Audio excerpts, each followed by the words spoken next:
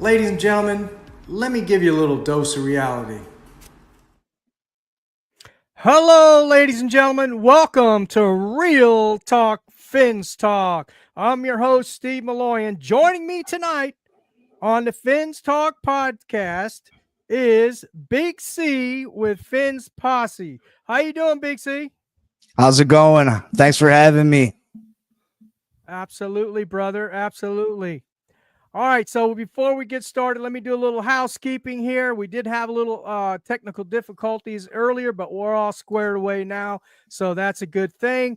Y'all, if you check the in the chat there, Finn's Posse Podcast, Big C has his link there. You can go to his channel and you can hit that subscribe button.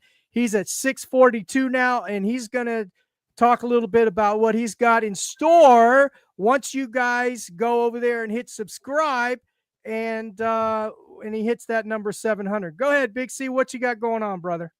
Oh yeah. Once I hit 700 subscribers, I got this autographed Javon Holland Orange Crush jersey that I'm gonna be giving away.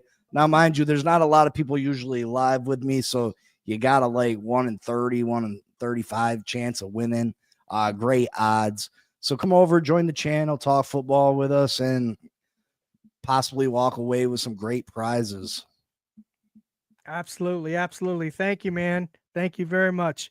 Appreciate that. I'm sure a lot of Dolphin fans are gonna go over there and subscribe right now. Aren't you, Dolphin fans? Let's go. Go over there and subscribe to Big C on the Finn Posse podcast. Also, guys, I need some help too with Ace Per Head. Curtis at Ace Per Head. He's got to get to 10,000, man. His sponsors are pushing him hard. They're pushing him hard. He needs to get that 10,000. We want, Curtis on Ace Per Head. We want him in our Dolphin community. He's got great contact. He's a trenches guy. He does evaluations, analyzes all the Miami Dolphins O-line issues they've had. He's been doing this for a long time, and he's very fair, honest, and he's going to tell you like it is, whether you want to hear it or not. So go over there, subscribe to Ace Per Head. We want to get him to 10,000. All right. Big C, thank you for joining tonight. This was on such short notice. We were to have two other guests on. I don't know what happened to Odaris. We'll try to get him on another time. He he was on vacation, so he might have forgot or whatnot. But DJ Live said he's going to try to join us in about 10 minutes or so. He was having some internet issues. But he did text me and said he's probably going to try and join us too here in about 10 minutes. But we're going to drive on. We're going to move on. We're going to talk about our Miami Dolphins. Big C, I got to ask you, man, what is your take on this overall picture of the Miami Dolphins free agency thus far? Before I jump into that, some breaking news around the NFL. Russell Wilson has signed with the New York Giants. My wife is happy about that. She's a New York Giants fan. Yeah, and Stephon Diggs joining the New England Patriots on a 3-year, $69 million deal. And I think that's a little much for him. But yeah, might not have a lot of people on tonight. They got Cater Kohu over on the dive bar, but that's all right. Yeah. They got a great. Look. I'm not going to argue with it. They got a great show over there at the dive bar. I like Bobby Schaus and all those guys over there. But yeah, that seems like it'd be a great guest. I've reached out to them. Hopefully they come on my channel here shortly.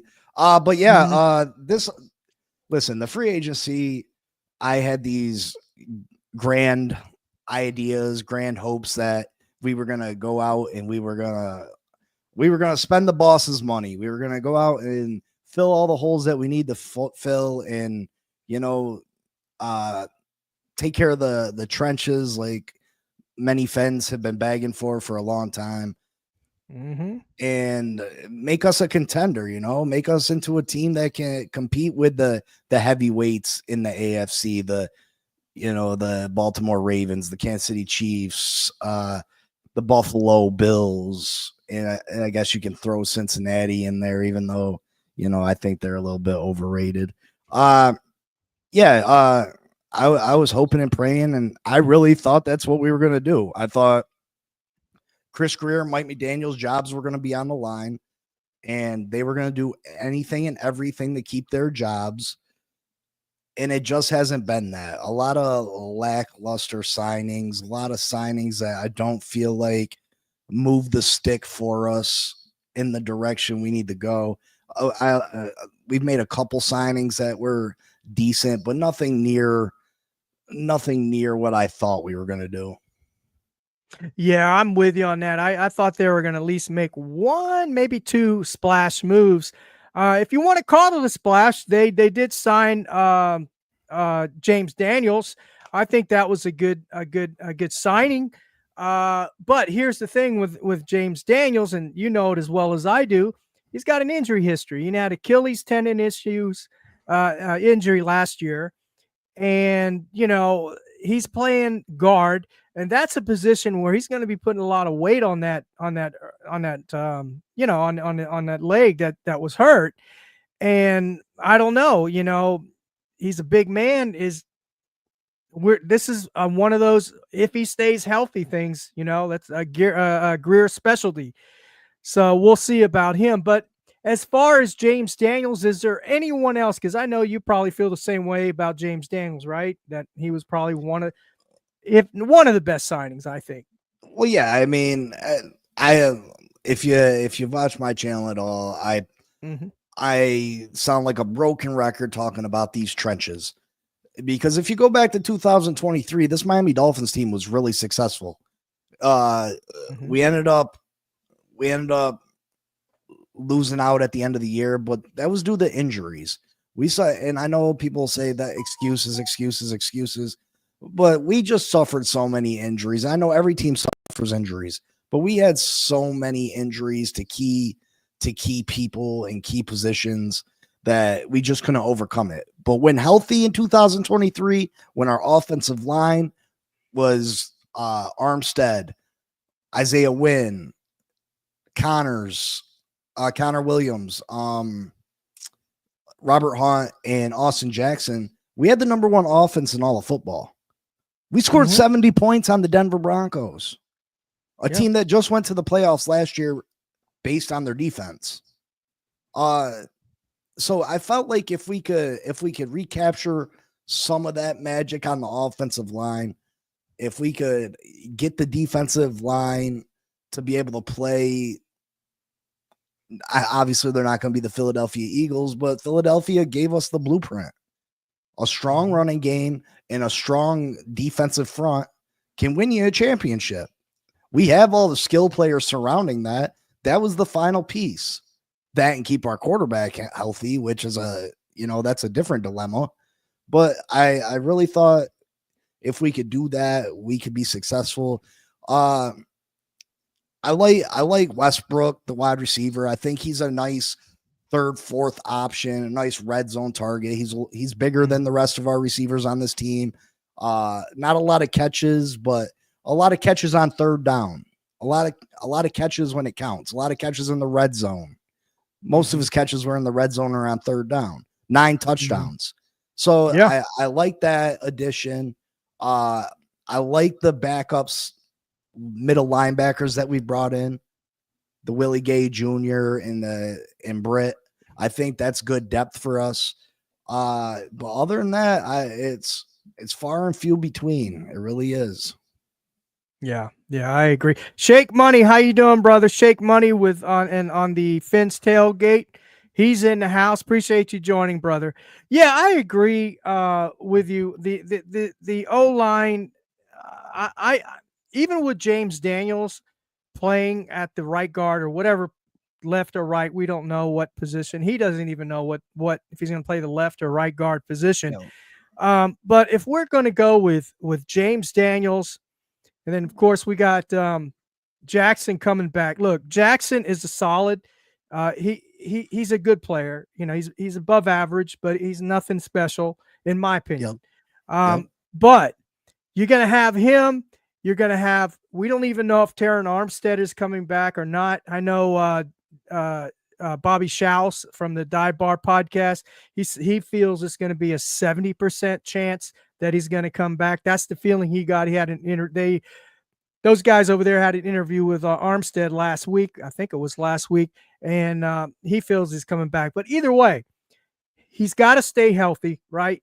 I mean, he's missed 11 games in the time that he's been with us.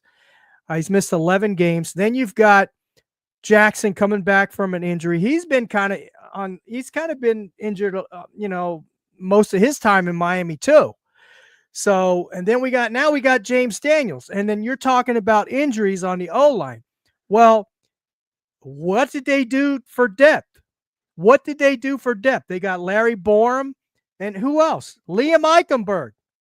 That's it.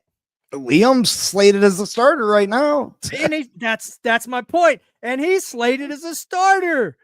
This guy shouldn't even be playing in the NFL. Well, I don't know about that, but I said he should go play in the XFL. He might be successful there. Yeah. But he's bad, man. And right now, as you said, Big C, he's slated as our guard. So even with those guys healthy, right? How do you see this O-line performing? Even with these guys healthy, do you think it's better than last year? The same? How do you see it? Well, there's a lot of factors that go into it. If Armstead's not on the field, I think it takes an automatic step back. Armstead, when healthy and went on the field, and he played most of the season last year. He probably played more. He did. He played more snaps than he probably had ever played in any year before for us. You know what I mean? So for most of the season, he was healthy. And when he was on the field, he was one of the top left tackles in all of football.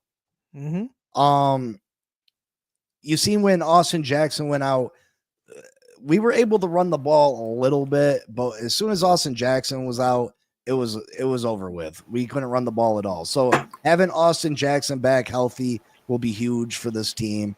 I think if Daniels comes back and he can be 85% of what he was, it's definitely an upgrade to what we did have over Robert Jones.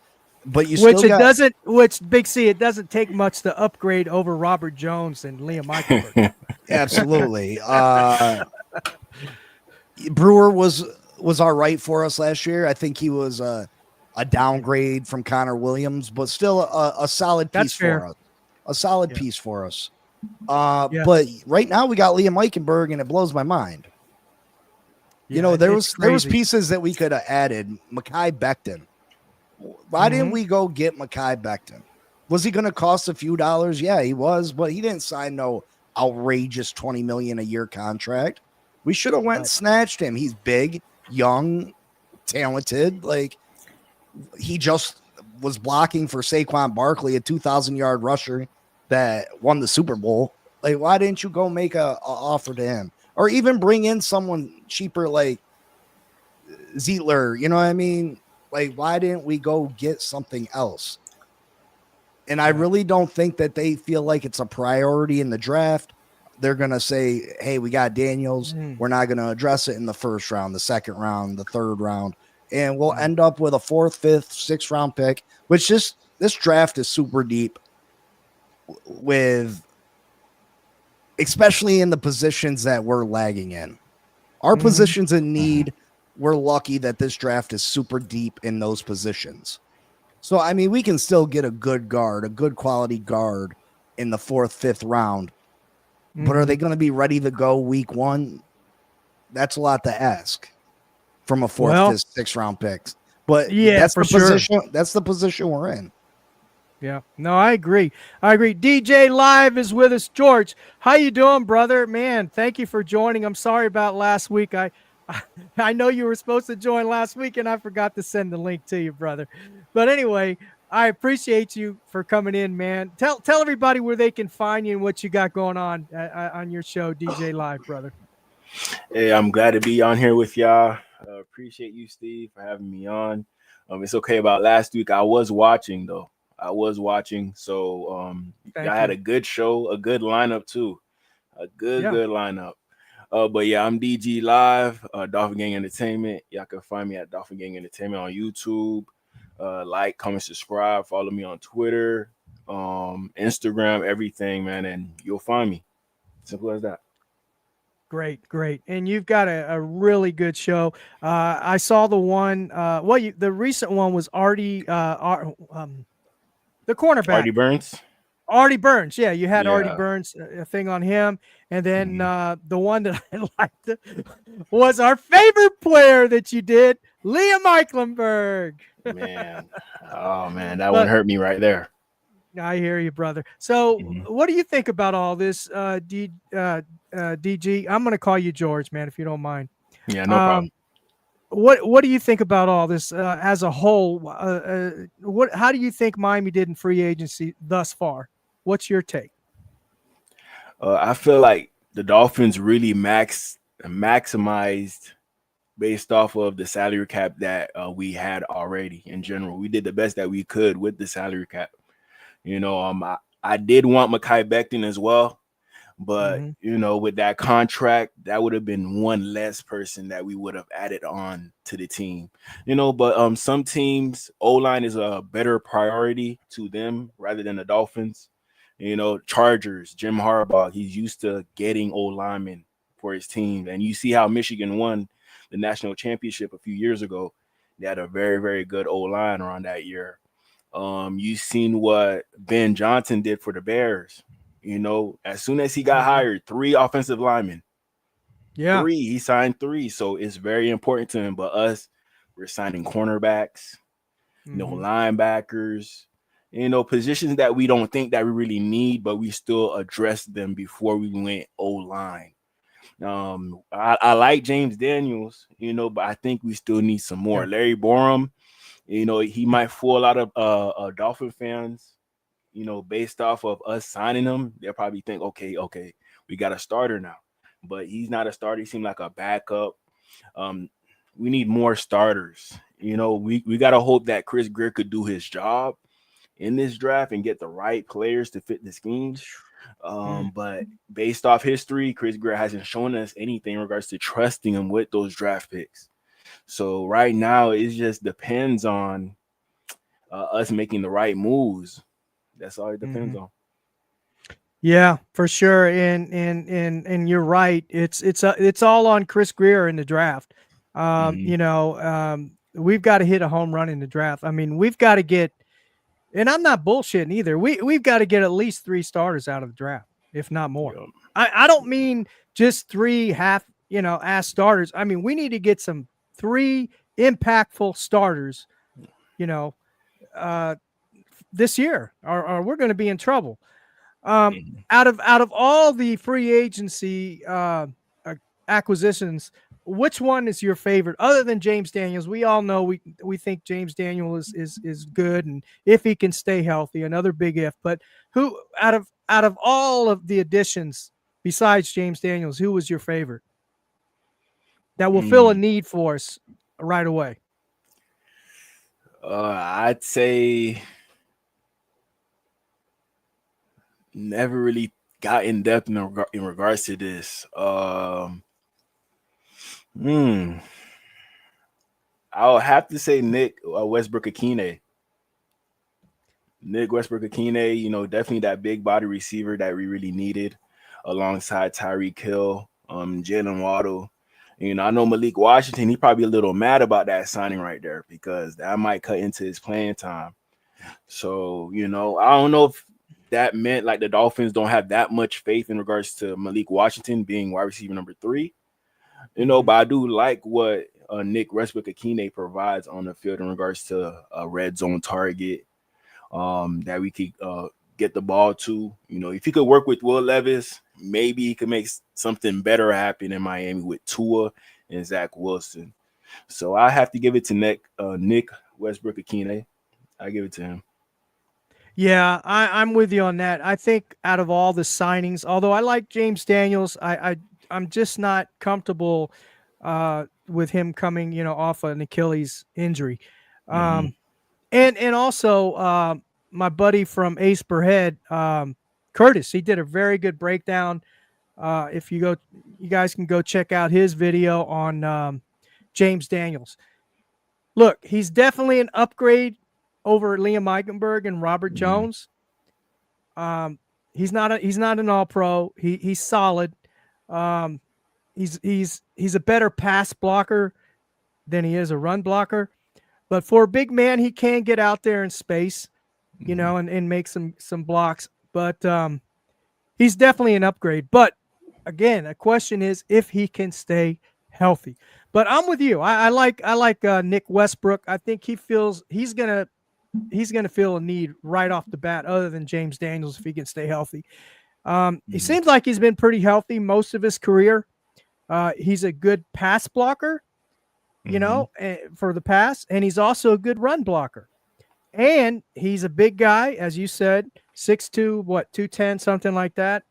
And what impressed me the most too was the 9 touchdowns, and he only had like 32 catches. Exactly. And yeah. Now, I hope Dolphin fans aren't expecting this guy to come in there and get 75, 80 targets, because he's not. You know, he's probably going to end up getting about 45, 50 targets, which is about right for a guy in this system anyway, in the system that we play. And yeah, I don't know. Let's see how Malik Washington. But you see, the thing about Malik Washington is not only is he a wide receiver, but he can also return kicks and punts. Yeah. So we got, you know, he's got that going for him too. So he's going to touch the ball a little more than we probably project him to. So, and I like Malik Washington too, to be honest with you. I thought he came on pretty strong there towards the end of the season. Now, I've got so far the Miami Dolphins have 68 players on the team. And if you count 10 draft picks, that brings it to 78. And then we'll figure we're going to bring in, another 12, 13, 14 undrafted free agents, right? That's going to bring us to 90. Then, of course, there's a lot of stuff that can still happen from now until, you know, the draft and after the draft. I mean, there's going to be a lot of moving parts. So some of these players that are presently on the roster, even some of the free agents, they're not going to be with us, you know, after, you know, once they start making their cuts and drawn down to the 53-man roster. So I did a breakdown of all the positions and how many we have on the position, right? How many players we have for that position. Quarterback, we have 2. Wide receiver, we have 8 presently. Running backs, we have 3. If you count Ingold, that's 4. Tight end, we have 5. Tackle, we have 8 tackles. We have 2, I guess you could say swing linemen, offensive linemen. I'll put Larry Borum and Liam Eichenberg in that category because, you know, I think Liam is projected to start right now at this point, but that could change. We got 2 centers. We got one starting guard, and that's James Daniels right now. We got the 2 punters, yay, and then we got you know, the kicker Sanders. So, out of all that I've just mentioned right there, right, that's the offense. Okay, defense. Let me break that down for you. Keep those numbers in mind. Defense, safety 5. We've got 9 cornerbacks, 8 linebackers, 6 true edge rushers, and 3 defensive tackles and 1 pending. We don't know what's going to happen with Calais Campbell. Now, out of all those players, positions that I just named, and the numbers, if you can remember all that, where are we going in the draft? Where's Chris Gear going? What is he going to draft? What position? I'm going to ask Big you. C go. I'm going to ask Big C. Big C. Well, I think probably Chris Greer would say cornerback. That he likes his corners. I think the right answer is the trenches. Trenches. Defensive line. I would trade back in the first round. I would trade back to the 20th, 21st, 22nd, somewhere around there. Hopefully pick up an extra second round pick. and I would take Grant from Michigan. Kenneth Grant from Michigan, defensive tackle. That would be the move I would make, unless Membu's there. If Membu's available at 13, I'm running up to the podium with that pick because he can be a all-pro guard, all-pro tackle for us for the next 12 to 15 years, and I'm jumping on that. But if not, I'd like to see us trade back and grab Kenneth Grant. Yeah, I'd like to see us trade back too. Kenneth Grant, the Michigan guy. Remember, Stephen Ross is a Michigan guy, right? So maybe he's looking at him, right? So George, how about you? How do you see the Miami Dolphins going in the first round? I feel like we're in a good spot to go best player available based off of need. So I feel like we'll have a good 2 or 3 players that we probably would have never thought could be there at 13 that's going to be available to us. But it just depends on what is more important to the Dolphins. Maybe Kenneth Grant is there. What if Membu is there as well? Which one are you going to choose, Membu or Kenneth Grant? Will Johnson, I'm hearing that he might fall to number 13. You know, we do need another cornerback alongside Jalen Ramsey. So if you're at the podium and you got those 3 guys, it will be hard for me to make a decision. I'll be okay with either choice. So, like, Dolphins are not in a position to like mess things up. You know, it's an easy draft this year.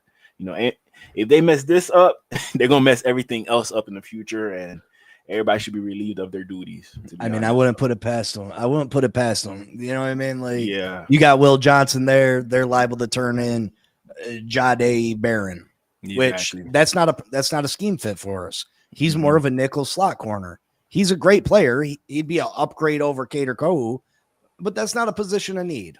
He's a corner, but he's not a position of need. And I worry that he's going to mess things up. I worry he's liable to take a wide receiver. Who knows? Tight end. Who knows with Chris Greer? Yeah. He's always drafting based on potential more than how much players can help the team. Even the Chop Robinson pick last year. And I love Chop, and he ended up turning it on the last 6 weeks of the season.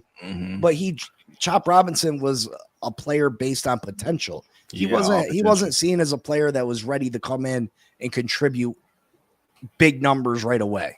You know what I mean? And that's what Chris Greer does. Well, and you could say that about Patrick Paul too. Yeah. Yeah, he took him high in the draft, and he didn't see the field very much at all. And now, if Armstead retires, that's another story. Then he's going to have to see the field, right? Unless if they draft a left tackle, then we know Patrick Paul is not the guy, right? No. But here's the thing. I've got a different take, and I've been thinking about this lately, and it's something that Odaris said.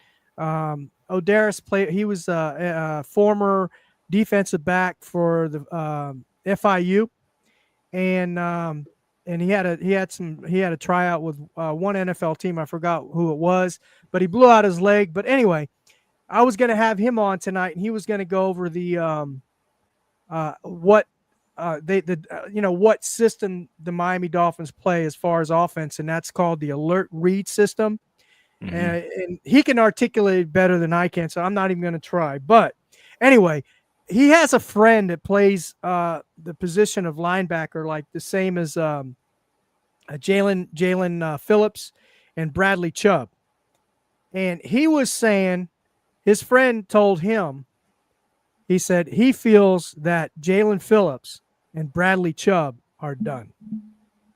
Because think about it.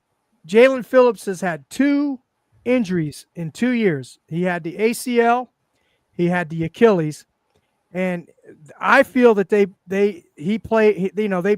started him off too early last year, right? I think he should have waited a little while to come back in. And then he hurts his ACL, right? Tears his ACL on the same leg that was still healing from the Achilles. Okay.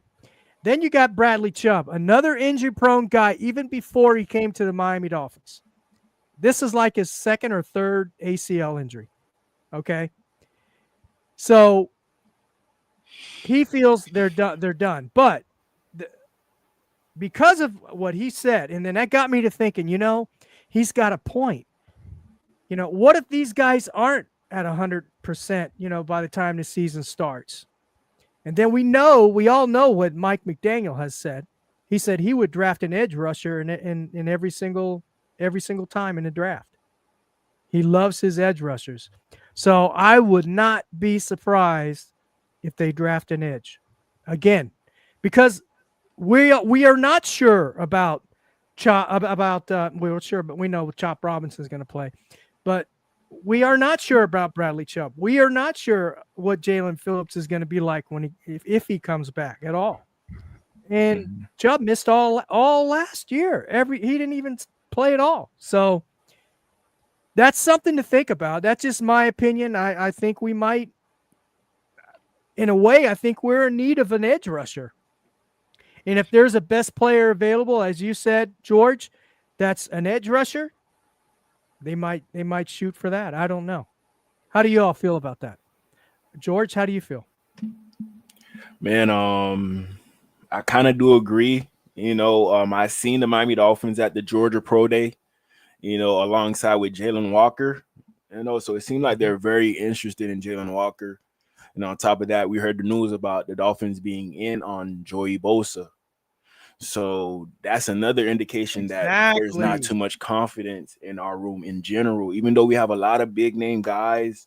Emmanuel Ogbah name is still in there, but he's weighing all his options. He's having a good time right now traveling the world. So I don't know if we're going to get a decision just yet from him, but it just seems like it's not 100% in regards to if Bradley Chubb and Jalen Phillips will go back to being that duo that we thought we once had, in Miami. You hear Bradley Chubb, you hear Jalen Phillips, and you think our DN room is fine. We don't need to address it. But at the same time, you see the moves that the Dolphins are making, and it kind of is like it shows you like, hey, maybe there's something going on there. Bradley Chubb, we didn't get to see him all of last year, not even one game. Yeah. Not even one game, man. So that's scary right there. That's scary about Bradley Chubb. And on top of that, he took a discount. He took a pay cut to stay with the team. So he probably knows his own situation. So he's trying to do whatever he can, to stay with the Dolphins because they've been dealing with them for all this time. You might as well just stay there, rock it out. We held it down for you, so hold it down for us. When you're fully healthy, give us all you got, and that's about it. So I do agree with you in regards to edge being a need, but it's not like a glaring need that everybody's talking about right now. Everybody's talking about D tackle, guard, that's important, but the edge, we don't know if Chop Robinson and Kamara gonna hold it down, second year players. We just don't know yet. Yeah, I like Chop Robinson.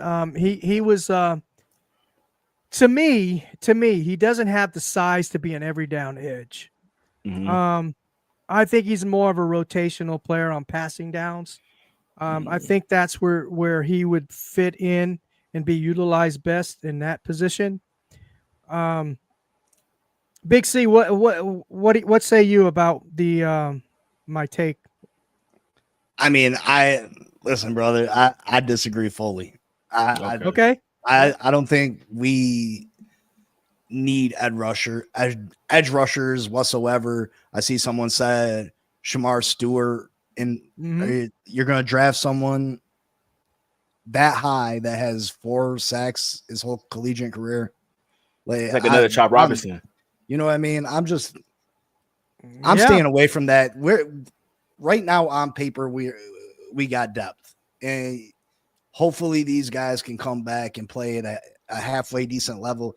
If they can't, we're no worse off than we were last year at rushing the passer. We're still better because Chop should be taking his game to another level. I think Chop's plenty big enough to be on the field for 3 downs. He needs to work on setting the edge in the run game. But, I mean, Jason Taylor wasn't this big. You know what I mean? Outside linebackers, pass rushers, speed.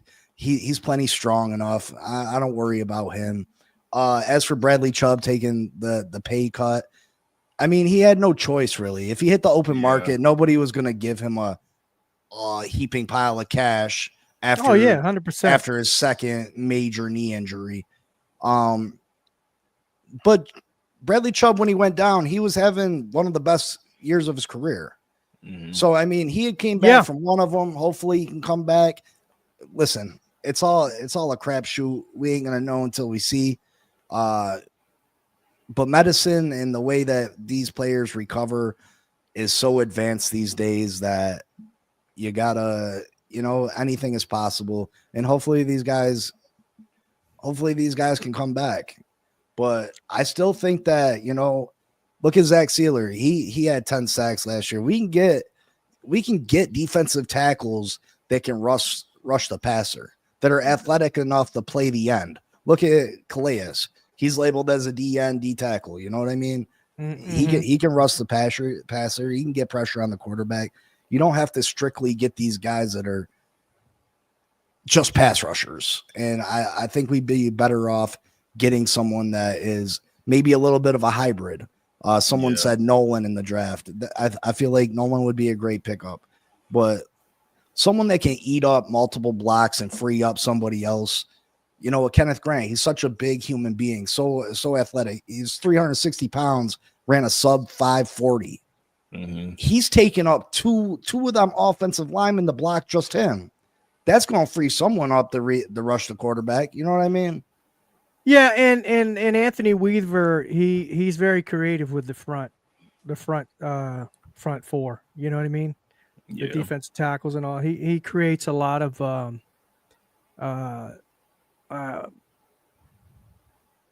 he's just creative. He creates a lot of stuff in the up front that maybe stunts is what the word I'm looking for. He creates a lot of stunts and things like that. So yeah, you might be right there, but I'm still not comfortable with Chop and Jalen Phillips. But we'll see. Like as you said, Big C, we'll see when they start practicing and we'll see how when Mike McDaniel goes up on the podium and says, well, he's coming along and going around in circles. Well, I mean, and then we never saw him on the field. But anyway. Listen, these guys, we're not going to know until they hit the field. But at least we know we have 100%. Some players. These other positions we're talking about, we know we have nothing. The other corner spot, we have nothing. Yeah. Offensive line, we got Liam Eichenberg. We have nothing. Defensive tackle, unless Calais comes back, we have nothing. Safety. Wait a minute, we got Benito Jones. Come on. Yeah. I mean, he's all right to come in. You know what I mean? Like, I'm not trying to bash on him. I don't think it was a horrible to bring him back, situational player. But, you know what I mean? Nothing. We have nothing. We don't have we don't have the every down player. And at least with our pass rushers, we have players that can possibly produce for us. You know what I mean? And pass rushers, no offense, they're easier to find on the open market than a good offensive lineman. Teams don't let them go like that. They're harder to find. A good defensive tackle. That's why there's none available besides Calais Campbell. If you look at the list of who's available besides Calais, who? Tell me a player's name. But I can go find you 4 or 5 pass rushers that can get you 5-6 sacks a game, or 4 or 5 sacks a season on the open market easily. You know what I mean?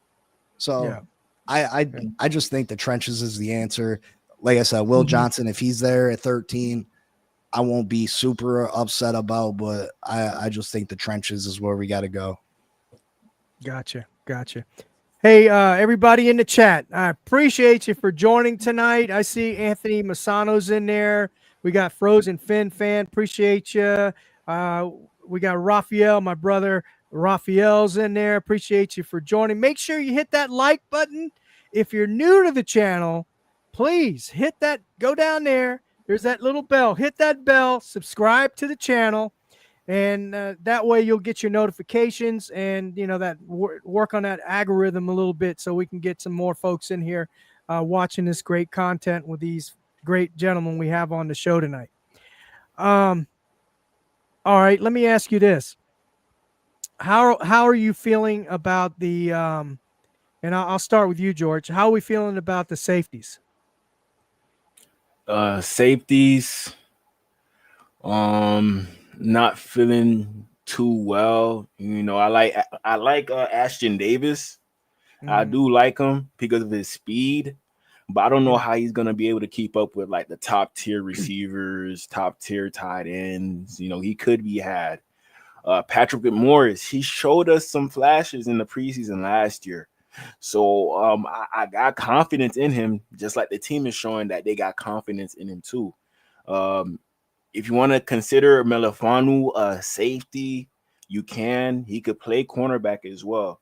But I don't know. Maybe he gonna play mostly safety. But even if he was a safety for us, that's still not enough in our safety room. We still need more. So I think that based off the moves they made at our safety spot so far, that they might end up addressing safety with the first or second round picks. They probably got their eye on somebody that they're willing to spend a high draft pick on, and hopefully they could be like the the leader of the safety room. In general, the DB room is going to be Jalen Ramsey running everything. Mhm. But we just gonna need like a dynamic safety. We don't have enough money to go get like the big time safeties that are available. But so I feel like the Dolphins just gonna invest in a young one, develop with them. And we've been through this before. We had Minka Fitzpatrick, let him go. Yeah. Had Javon Holland, we let him go. So I feel like it's gonna be a seamless fit in regards to whatever safety this team is comfortable with being the next one up. So Mhm. Big C.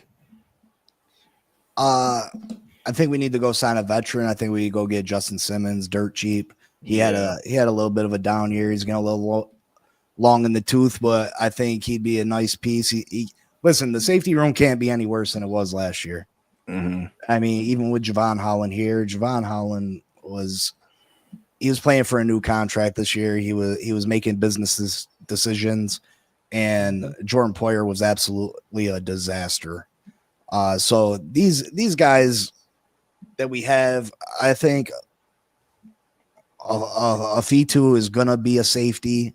Ashton Davis, he has more career picks than Javon Holland does. You know what I Yeah, he mean? has eight in his in I don't think these yeah. guys are the full time answer, but I think if you can bring in a Justin Simmons or another player like that, and we can, there's a few safeties in this draft we can get. Now Yeah. everybody wants Nick Emery.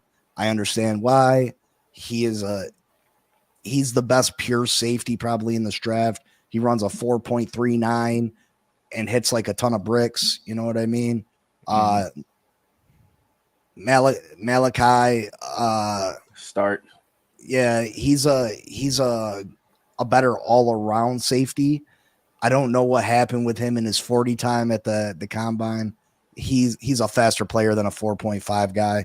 Mm-hmm. Listen, he runs in the 4.3s too, so I don't know what was going on with that. Uh, he's got great ball skills. Um, I think Malachi Stars could be available at the beginning of the second round, but that's going to take some wheeling and dealing on us.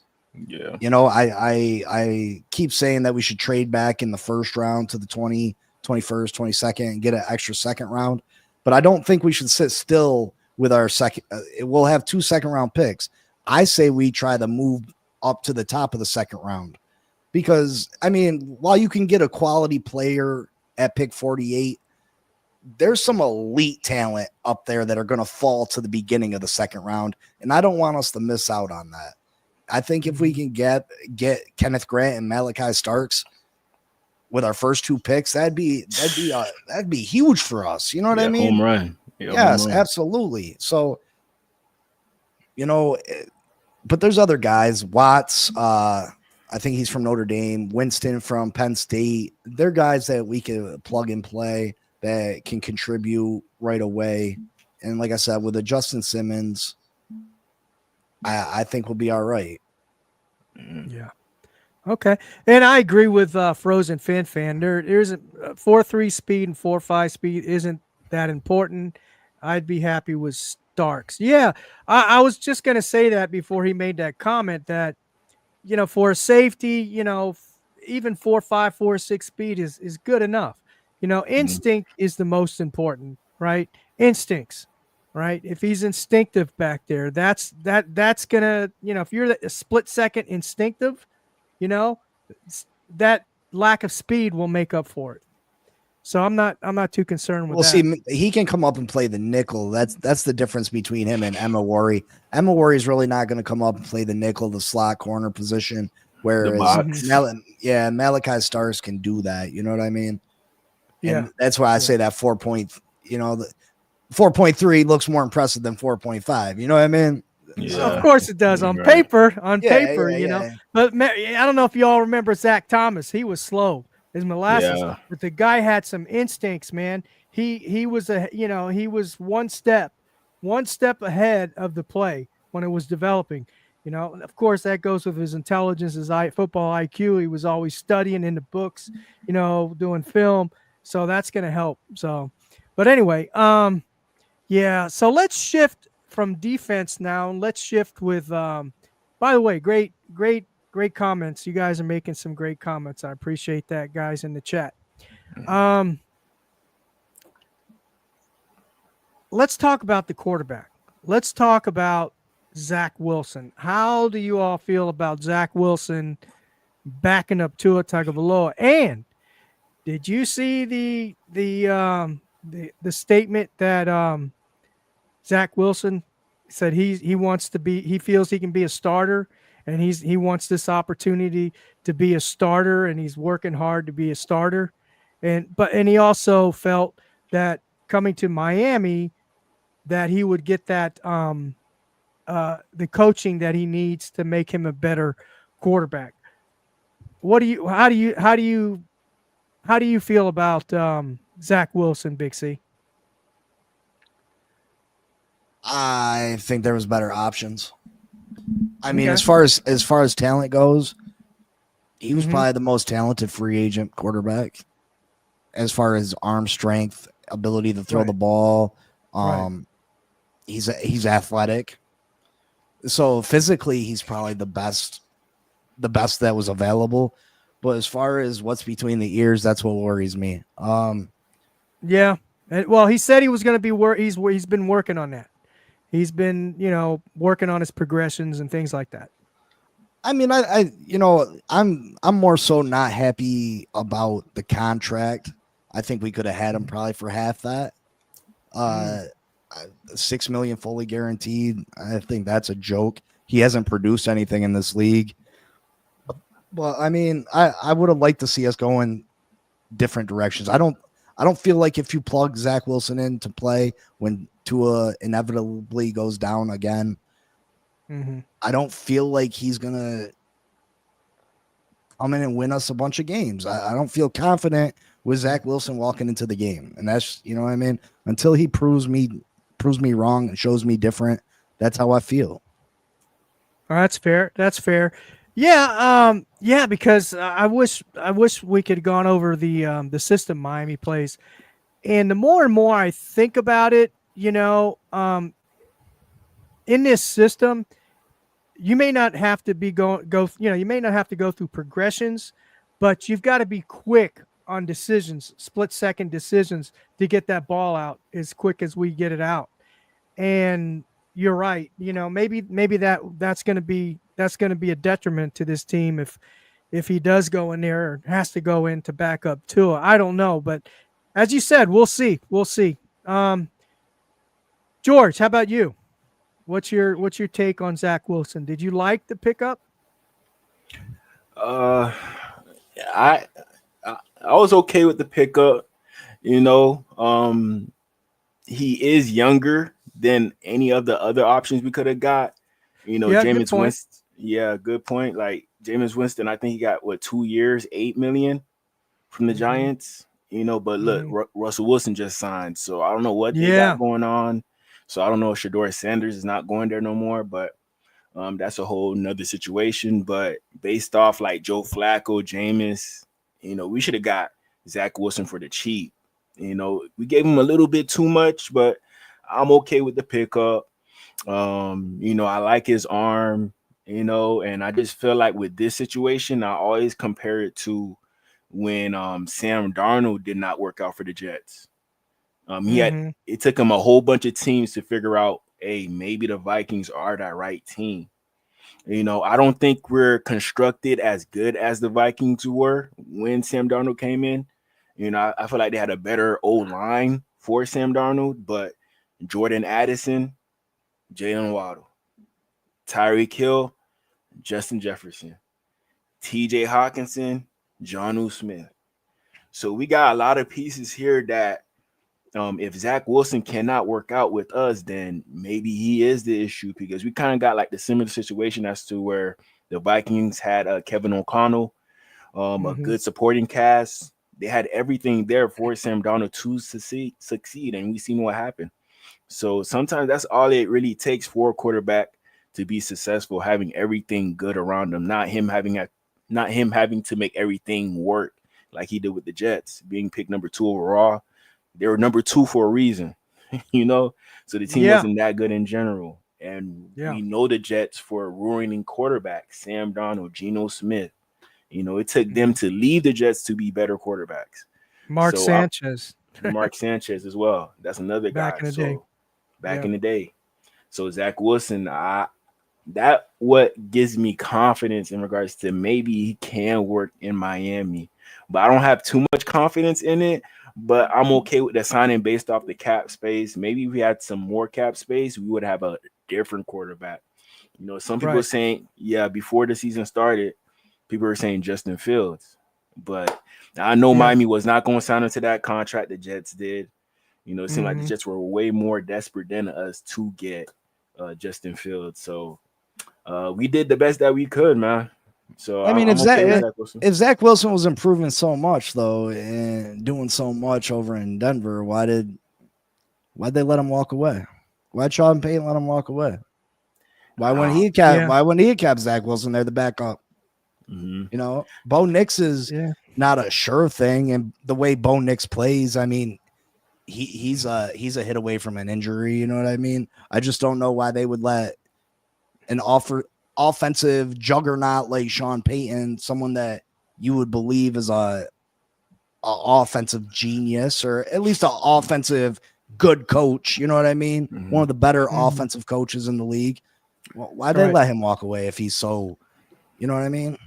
Yeah, and to your point, let me add thing. Sure. So with Sam Darnold, he was on the Panthers, the 49ers, before he ended up on the Vikings. So you would have thought that if he was on the Panthers, okay, you got a solid guy at quarterback, you should keep him. They gave him the boot. 49ers, as of right now, who would you pick, Sam Darnold or Brock Purdy? Brock Purdy. Okay, but hey, they let him go. And look, he went to the right situation and he ended up balling out from it. That's a hard decision for me. Brock Purdy, Sam Darnold, I don't know. I do not know. I mean, Sam Darnold, we're ready to anoint him like one of the top quarterbacks in the league off one season. He's shown me a lot more bad quarterback play than good quarterback play. And in the biggest moments of the season for the Minnesota Vikings, he laid eggs too. That's what I was gonna say. He looked terrible. I mean, they had a top defense over in Minnesota. Playoffs. You know what I mean? Yeah. They had a good running game. He had one of the top receivers in football. A good, you know what I mean? Like let's chill out before we put Sam Darnold up here. You know what I mean? Like we have this thing that, oh well, the Jets are just bad with quarterbacks, and maybe they are. But Geno's a game manager at best. Geno ain't no top 15 quarterback in this league. Sam Darnold's not that. Mark Sanchez was a top draft pick. He did nothing when he left there or while he was there. You know what I mean? Maybe they got in good situations, but I think there's this thought that every Jets quarterback can be saved by other franchises, and it's not necessarily that. Fair enough. We got about 5 minutes left on for the show. So let's go to running back. Let's talk about a little bit about Madison. We haven't talked anything about the running backs. How do you think he fits in this system? George, start with you. I feel like he fits in the system in regards to he could be in on every play. Some of the plays that we got orchestrated for Devon A Chain, he has the speed to run the same plays. Not the best catcher, but he okay catcher, so he could catch the ball at the backfield. That doesn't seem like a strength for Jalen Wright. So I feel like with Alexander Madison, he could do the same things that Jalen Wright does for us in the offense. So you don't really got to take out Alexander Madison at any time. You could sub him in for Devon A Chain or Jalen Wright, and the offense should work pretty well with that. We could have got better options. This draft class is pretty deep at running back, so I would have preferred a rookie. But they spent the money on Alexander Madison. We could have got Kareem Hunt for a cheaper amount. So it just seems like we just brought somebody in just to stop thinking about Raheem Mostert since we broke up with him. Yeah, and I think he offers. Well, a lot of people are calling him a power back, and he's not a power back. And you're I think you broke it down pretty good, George. I think he's more like a Jalen Wright. You're right. It's just not no pun intended. But he's not as fast. Yeah. Now I haven't done enough research on him. Maybe you guys did. What his blocking capabilities are. I'm not sure. Big C, what's your take on Madison? And then we'll that'll be the last question tonight, and we're gonna have to shut down the show. I mean, he doesn't move the needle for me at all. You know what I mean? I'm disgusted with this franchise and their lack of addressing the running back position. 2 years ago, we could have had Saquon Barkley for a 5th round draft pick. Oh, or freaking who am I thinking of? The big running back. Oh, Jonathan Taylor. Derrick Henry was begging to come here last year. Yeah. Derrick Henry. So I wanted him to come here. You want someone that can go get you 1-2 yards? Derrick Henry, hello. He doesn't even need a no line. He doesn't need a no line. Begging to come here. And we just ignore. This is another example of us ignoring the running back situation and saying, hey, we did something, trying to make the fan base happy, when in reality it is how many times did we see them run Achane up the middle on 3rd and 1 at the goal line, when you should have absolutely pulled him out the game and put someone else in? Jeff Wilson was on this team. Jeff Wilson is the most angry runner on this team. If there was one player between Mostert, Achane, and Jeff Wilson that I thought, if I needed 1 yard, Jeff Wilson was going to be the guy that I'd bring in. And we didn't do that at all. It's going to be the same situation this year. It's absolutely ridiculous. Yeah. I think we need this. This draft is deep with running backs. I'd like to see us get Rocket Sanders, South Carolina. I think he's a great short yardage back. I'd like to see a big back. He's decent size. Yeah. But he's physic. They say he is dominant at picking up 1 and 2 yards on short yardage. That's what we need. That's what we need, man. We need another Polite. If you guys remember him. But anyway, guys, I really want to thank you for joining the show tonight. DG Live, man, I appreciate you, man. I'm sorry about last week. I promise if I have you on the show again, it won't happen again. And then we have Big C over there with the Finn Posse podcast. DG Live, where can they find you, George? And what do you got going on? Y'all can find me at DG Live, Dolphin Gang Entertainment on YouTube. Help me get to that 7K. Y'all can find me on Instagram, like I mentioned, Twitter. What I got coming up, draft coming up. So I'm gonna probably be live for the draft. All the draft picks, round 1 through 7. I'm a big draft fanatic. I love the draft. So yeah, stay tuned for that. Training camp, I'll be out there for some of the practices. Stay tuned for that.